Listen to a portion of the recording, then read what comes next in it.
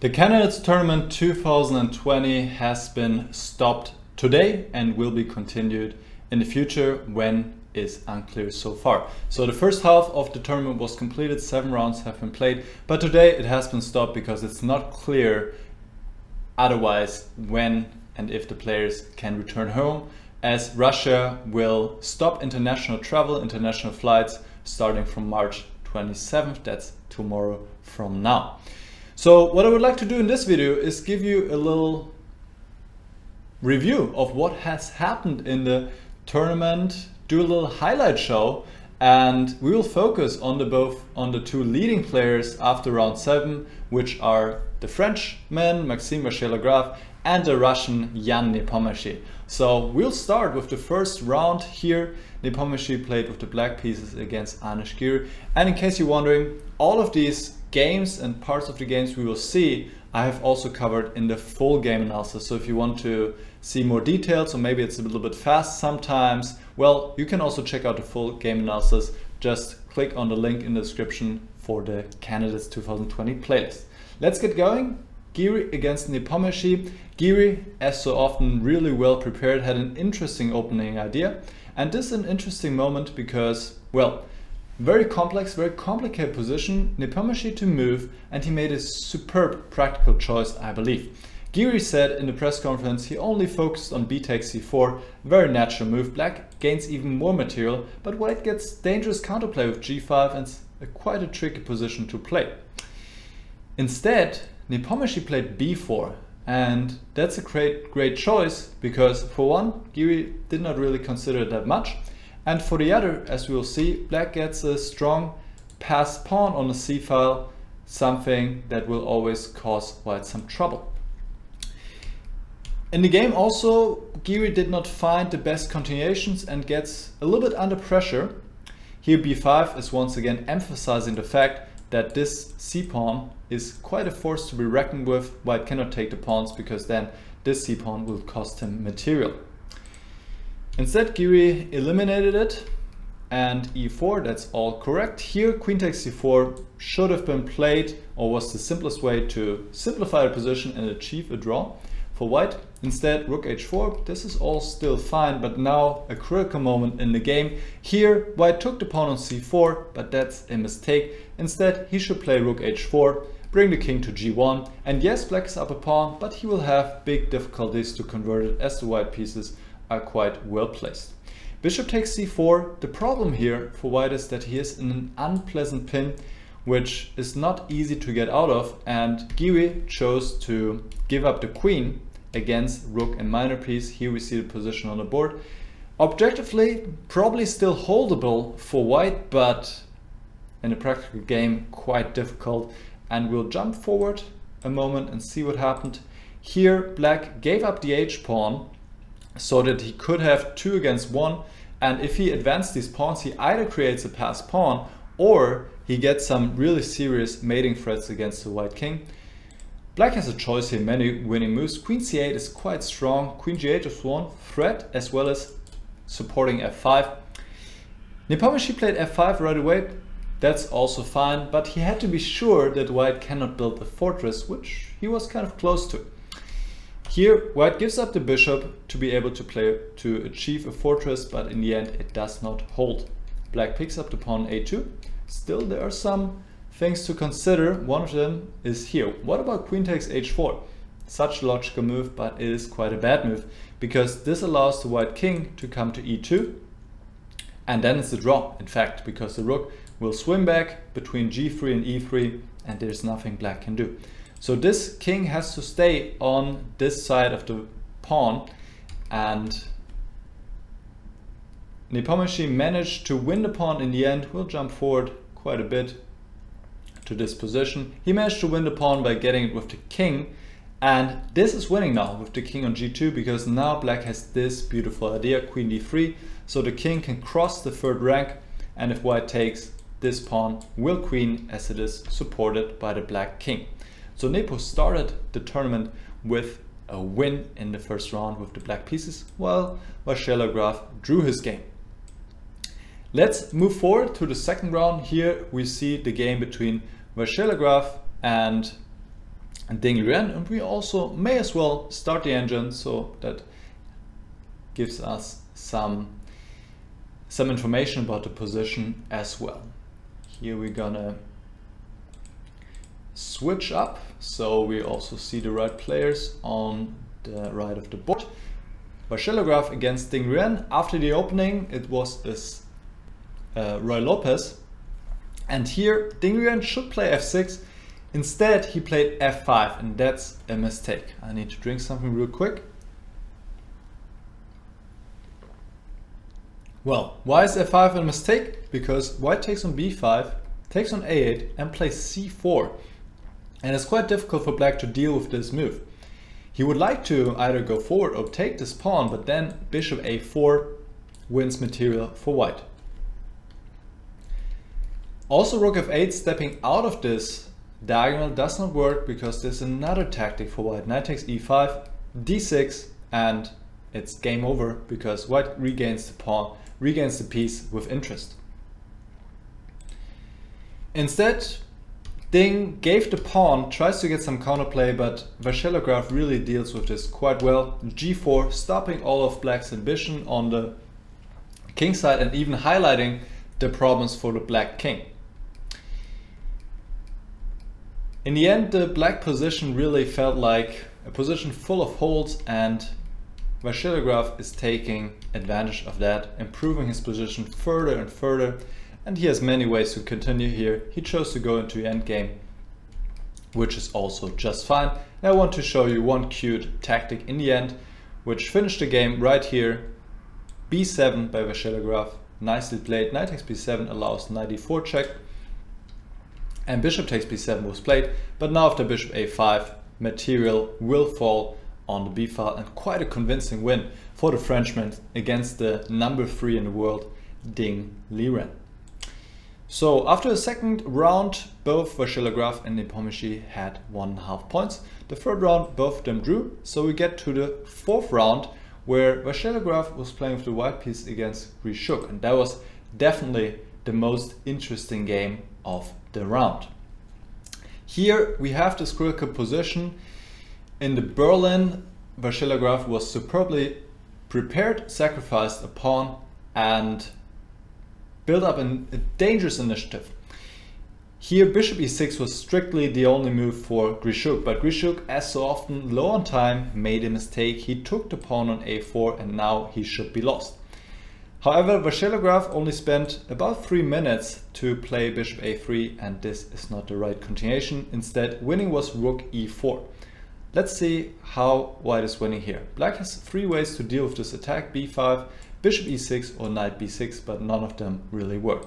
Let's start with b5. White sacrificed the exchange to get access to f7 to install a rook on the 7th rank, and this is just completely crushing as the white pieces are dominating. So this doesn't work. What about knight b6? Knight b6, but now bishop a3 check is possible without black having c5 as an option, and after king e8, there's yet again another tactic. Knight takes f7, bishop takes an e6. White will regain the piece with interest as bishop g8 fails due to checkmate.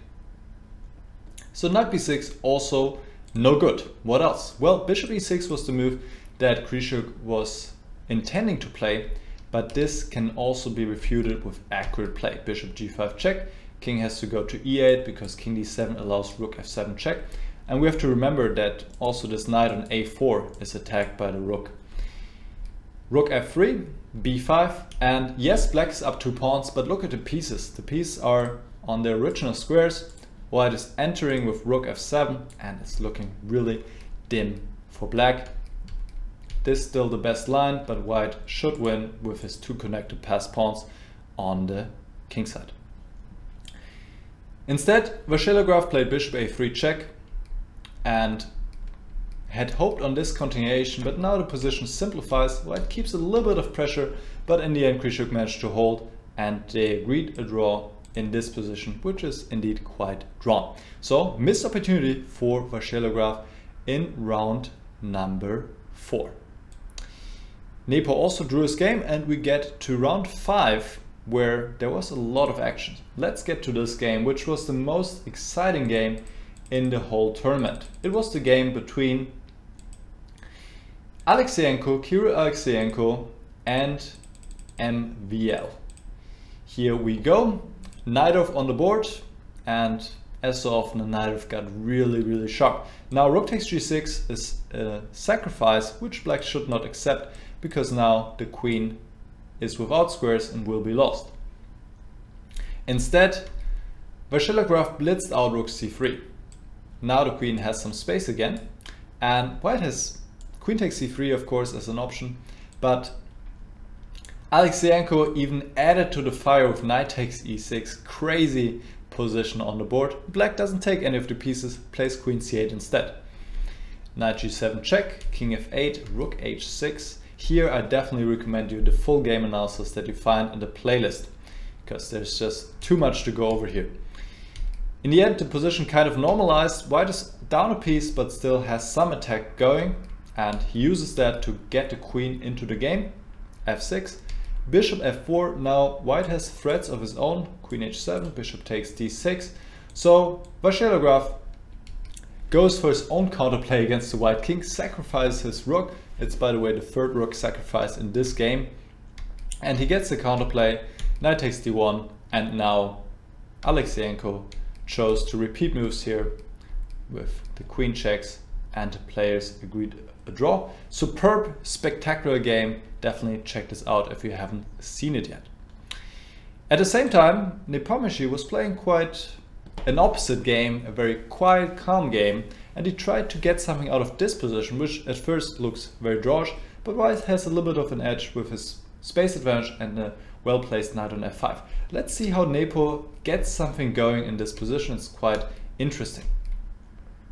h6 first of all, to install an unpleasant pawn on h6, which restricts the black king, and whenever this pawn falls on h7, then suddenly white will have a really dangerous passed pawn.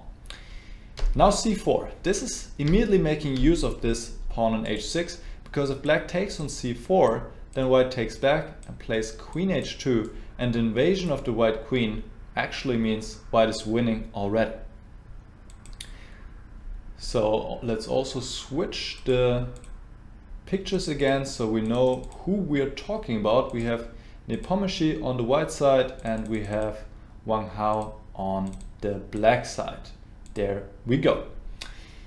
Now, Wang Hao first defended well, brought the king closer to the center, but it's a tricky position and Nepomniachtchi keeps the pressure high, and here Wang Hao makes a blunder. Queen d7 is not the way to defend. Instead, black should either play queen e7, that's a more passive approach, or actively with knight takes d4. And one point is here that after queen h8, black can go knight f3 check, defend the pawn on h7 with the knight, and it's all good. This would be equal. However, under pressure, Wang Hao plays this mistake, and well, you don't give Nepomniachtchi such chances. He will use them. Queen h8, f4, threatening f5, pushing the king back to the 7th rank when white can take on h7. Now knight takes d4, and Nepo repeats once the move, but now queen d8. This is the killer move. White threatens to take on d4, but more importantly also threatens checkmate on d6. Knight b5 solves both these problems, but after a4 there's no salvation as the knight will fall. Instead, queen d7 also defended against both threats, but had a drawback as well. White can play f5. The king cannot move because it has to protect the queen, but after knight takes f5, white can trade queens, take on f5, and this endgame is winning. And after knight e3, Wang Hao resigned. So Nepo took the lead with this win, leading the tournament after 5 rounds with 3.5 out of 5, while Vachier-Lagrave had 3 points out of 5. We get to round number 6 in the game, Nepomniachtchi against Ding Liren. Here we enter quite late, and I will change the pictures once again real quick. Here we go. Nepo against Ding Liren. Roy Lopez on the board, and Nepo did not feel quite well. He was coughing during the game. In the press conference afterwards, he said he would have been fine with a quick draw, but not after this opening where he got an advantage early on. White is to play. He has a strong passed pawn on b6, already quite advanced, and black is attacking this pawn. Black, on the other hand, is hoping to get something with counterplay against the white king. Here it's the opposite case. This time, black, against Nepo, has pushed the pawn to h3, and the king feels a little bit unsafe, but just a little bit. He has the knight, his best friend, close by. Now Nepo played queen b5. He wants to trade queens because that would definitely resolve any issues with his king. And Ding plays a mistake, big mistake in fact, queen g4. Instead, queen f5, knight takes d4, queen g4 would have still kept him in the game. It's quite a difficult and complex line. Feel free to check out the full game analysis on this one if you want to, but this might as well still hold for black. Queen g4 is terrible because it allows white several ways to win. One of them would be to go queen e8 check and just pick up this pawn on f7, defend against the mating threat on f3, and white should be winning. What Nepo chose was also fine, queen takes d5, but makes the task a little bit more difficult. Rook a5. The point is, white cannot take. This allows a checkmate in 2. And Nepo saw that this endgame after f3, rook takes d5, f takes g4 is very promising, if not just winning. But he thought, well, I can get even more, no? With queen c6, and this is a mistake. Now black has a brilliant save available, which Ding Liren missed. But I want to show you, of course, rook takes b6 was the way to go. Rook takes b6, queen takes e2, and rook b8. And this is probably where the calculation for both players stop. White is defending against all threats, winning another piece on d8, looks completely winning. But here we see the strength of the pawn on h3. Even a rook down, black is creating enough threats that he is fine. Queen e1 is the threat right now, and if rook g1 to defend against it, black takes on f2, has the threats of rook e2 and rook e1, and white actually needs to do the emergency break, give the rook to eliminate this strong pawn, but of course he is not better here, the position is equal. So this was a golden opportunity to save a tough game for Ding Liren, but he missed it and played rook c5 when white is once again winning. And here Nepo did not put a step wrong, as now the knight is defending against the threats, white is safe. Here Ding Liren sacrificed a piece, and now it looks really threatening with the queen f3 and rook takes g1, but white is in time to trade queens, is now up a piece in the endgame, and this is game over. After f3 actually Ding resigned because white will be able to untangle his pieces, and it's just up a piece for one pawn. That's not enough. So Nepo with the second win in a row against a Chinese player and taking the lead with 4.5 out of 6, while Vachier-Lagrave once again drew his game. We get to the 7th round, and that was quite a spectacular one, or important one, because it was the two leading players against each other. Vachier-Lagrave on 3.5 out of 6 against Nepo on 4.5 out of 6. That means with a win, Vachier-Lagrave could tie for the lead and have the same points like Nepo. We had a complex opening on the board, French Wiener, as you see, and here Nepo chose a fateful decision.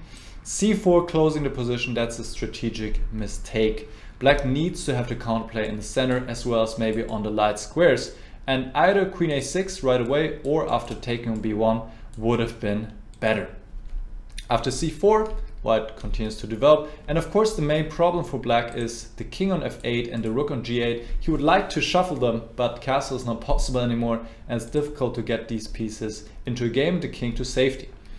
Vachier-Lagrave improves his position. Once again we see this plan of putting the bishop to a3 like in his game against Grishuk, and that's actually what happened in the game. We jump forward a little bit, go to this position, you see the bishop is on a3, black has managed to play f5 and put the king on f7, but he's still not much safer. Here it looks as though black is able to exchange a lot of pieces, and in this way, well, simplify his position, but white is in time to give up the bishop and played g4, open up the king side against the black king. The knight on e7 was an important defender of this square on f5, so this is why white traded the pride of his position, the bishop, for the knight. And black cannot stop the opening here of the king side.